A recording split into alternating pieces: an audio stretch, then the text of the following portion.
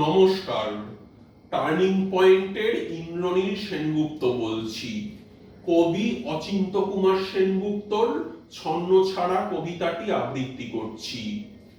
গলির মোড়ে একটা গাছ দাঁড়িয়ে, গাছ না গাছের প্রেতচ্ছায়া, আঁকাবাঁকা শুকনো কতগুলি কঠিন কঙ্কাল, শূন্যের দিকে এলোমেলো তুলে দেওয়া, রুক্ষ দুষ্ট রিক্ত জীর্ণ, লতা নেই, পাতা নেই, ছায়া নেই, ছাল বাকল নেই, নেই কোথাও এক আঁচড় সবুজের প্রতিশ্রুতি, এক বিন্দু সরসের সম্ভাবনা। ওই পথ দিয়েই জরুরি দরকারে যাচ্ছিলাম ট্যাক্সি করে। ড্রাইভার বললে ওদিকে যাব না, দেখছেন না ছন্ন ছাড়া কটা বেকার ছোকরা রাস্তার মাঝখানে দাঁড়িয়ে আড্ডা দিচ্ছে, চোঙা প্যান্ট, চোখা জুতো, রোখা মেজাজ, ঠোকা কপাল। ওইখান দিয়ে গেলেই গাড়ি থামিয়ে লিফট চাইবে, বলবে হাওয়া খাওয়ান। কারা ওরা? চেনেন না ওদের? ওরা বিরাট এক নৈরাজ্যের, এক নেই রাজ্যের বাসিন্দে। ওদের কেউ নেই, কিছু নেই, ফিত নেই, ভীত নেই, রীতি নেই, নীতি নেই, আইন নেই, কানুন নেই, বিনয় নেই, ভদ্রতা নেই, শ্লীলতা শালীনতা নেই। ঘেঁষবেন না ওদের কাছে। কেন নেই? ওরা যে নেই রাজ্যের বাসিন্দে।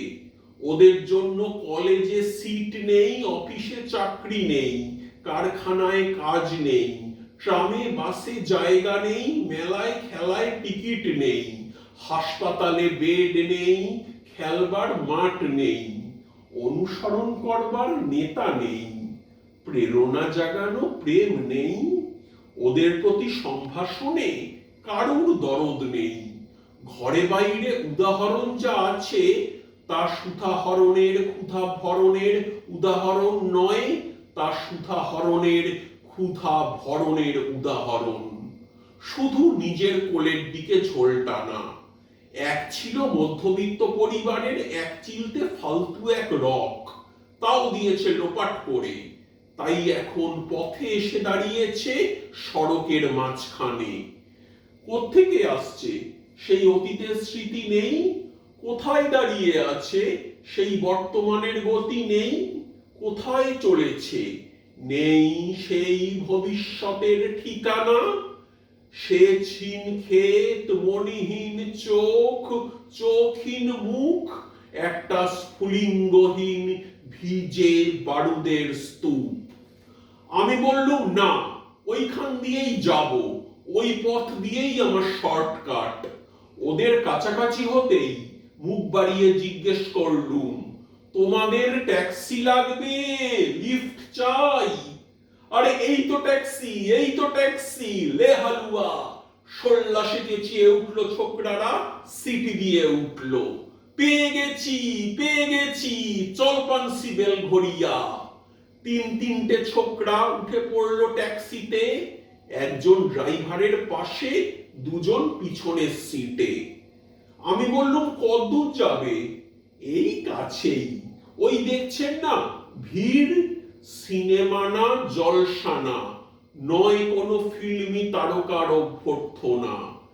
একটা নিরীহ লোক গাড়ি চাপা পড়েছে, চাপা দিয়ে গাড়িটা উধাও। আমাদের দলের কয়েকজন ওই গাড়িটার পিছনে ধাওয়া করেছে, আমরা খালি ট্যাক্সি খুঁজছি। কে সে লোক?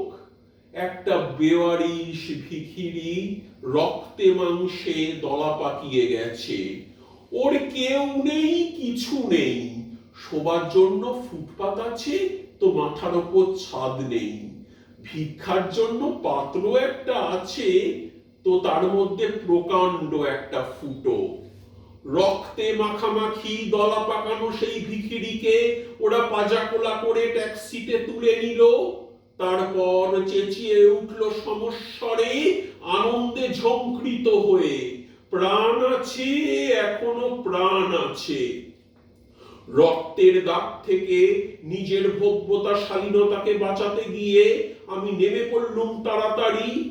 তারপর সহসা শহরের সমস্ত কর্পসে, কঠিনে, সিমেন্টে, কংক্রিটে, ইটে, কাঠে, পিচে, পাথরে, দেওয়ালে দেওয়ালে বেজে উঠল এক দুর্বার উচ্চারণ, এক প্রত্যয়ের তপ্ত শঙ্খধ্বনি। প্রাণ আছে, এখনো প্রাণ আছে, প্রাণ থাকলেই স্থান আছে, মান আছে। সমস্ত বাধা নিষেধের বাইরেও রয়েছে অস্তিত্বের অধিকার। ফিরে আসতেই দেখি গলির মোড়ে গাছের সেই শুকনো বৈরাগ্য বিদীর্ণ করে বেরিয়ে পড়েছে হাজার হাজার সোনালী কচি পাতা, মর্মরিত হচ্ছে বাতাসে।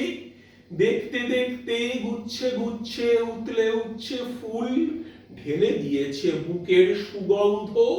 উড়ে এসেছে রং বেরঙের পাখি, শুরু করেছে কলকণ্ঠের কাকলি।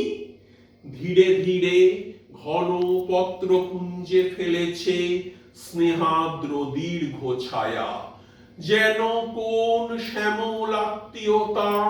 অবিশ্বাস্য চোখে চেয়ে দেখলাম কঠোরের প্রচ্ছন্নে মাধুর্যের বিস্তীর্ণ আয়োজন।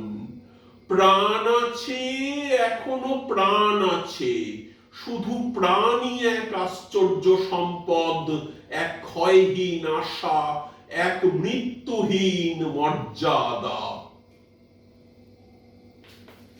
অনেক কম সময় লেগেছে।